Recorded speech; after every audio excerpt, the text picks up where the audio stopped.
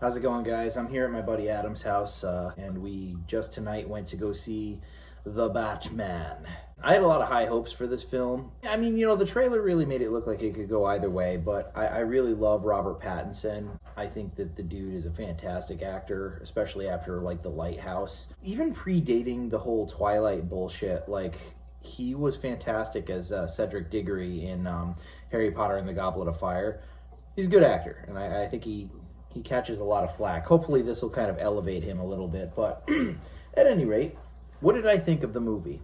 Well, overall, it was good. I liked it. I thought it was well made, but not perfect. This movie has its own vibe, and I respect that. This is distinguishable as its own Batman film, and I really like that.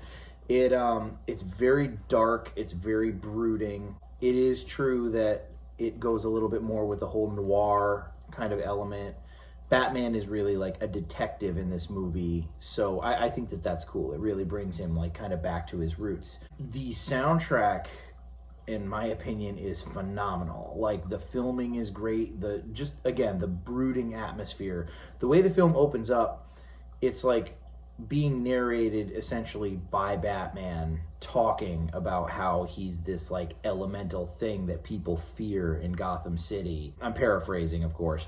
But this moody music is playing, and you see three separate crimes being committed, and he's basically saying that anytime the bat symbol is in the sky, the entire city is afraid. So you see these guys, these three different people committing these three separate crimes, and they look to the sky and they see this thing, and they're looking around corners into the alley, into this doorway, this dark doorway, shit, is he there waiting for me kind of a thing.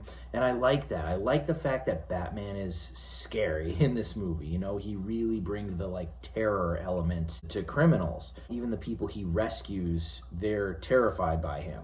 Robert Pattinson's portrayal, I thought, was great, as a tortured kind of not devoid of emotion, but very much buried in what he does. I liked the fact that this movie got started right out the gate with Batman. The origin story, they didn't even really crazily go into the origin story. They went back in time a little as the plot kind of developed, similar to the Keaton version of Batman. I can say, and this is a complimentary thing, that it is the best on-screen version of the Riddler to date. Live action on-screen Riddler. They modeled him, actually, really, when you think about it, they modeled him after a bunch of different serial killers. The Zodiac, for example, and even the Riddler's actual appearance, he kind of resembles Jeffrey Dahmer. And I thought that was a really cool way to go with that character. It was a very, very dark, eerie, off-putting portrayal. Zoe Kravitz was amazing as Catwoman. Still doesn't beat Michelle Pfeiffer, but that's not really saying much. I like that she is portrayed properly, as more of an anti-hero than, although not for nothing, Batman, he does have a moral code. He doesn't kill people, but he does beat the fuck out of people in this movie, dude. He fucks their shit up, and it's not a joke. Wow. If I had to get into the real criticisms, there's a couple nitpicky things, for instance, I don't think that we got enough screen time with Alfred. Andy Serkis was great as Alfred, but he wasn't really in the film that much, and the film didn't really focus all that much on his and Bruce Wayne's relationship together.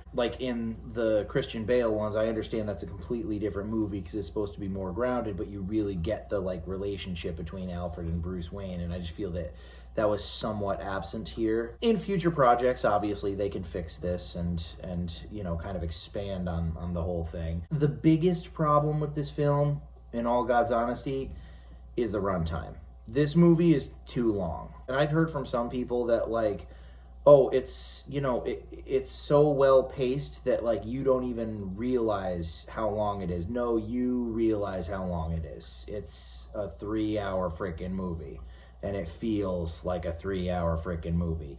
They could have easily cut a half hour out of this film, at least, and the pacing would have been so much better. It's interesting. It gets you engaged. You want to watch it to the end. I'm definitely going to watch it again. I did like the movie, but it's kind of, it feels like an investment, like sitting down to watch the whole damn thing, because it does just go on and on and on, and you really do sort of wonder if all of this footage was necessary. The only other thing, and I wouldn't necessarily consider this a criticism, it's just a thought. This movie should have been rated R. And it's not because it was too violent, it's because it was skirting, it rode that edge. There was an F word in this movie. I mean, that's the least of it, you know, but it's like the Riddler was terrifying. Right in the first like 5 minutes of the movie, this dude gets bludgeoned to death. It is very violent, it's very dark, it's very shocking and disturbing, and I just felt like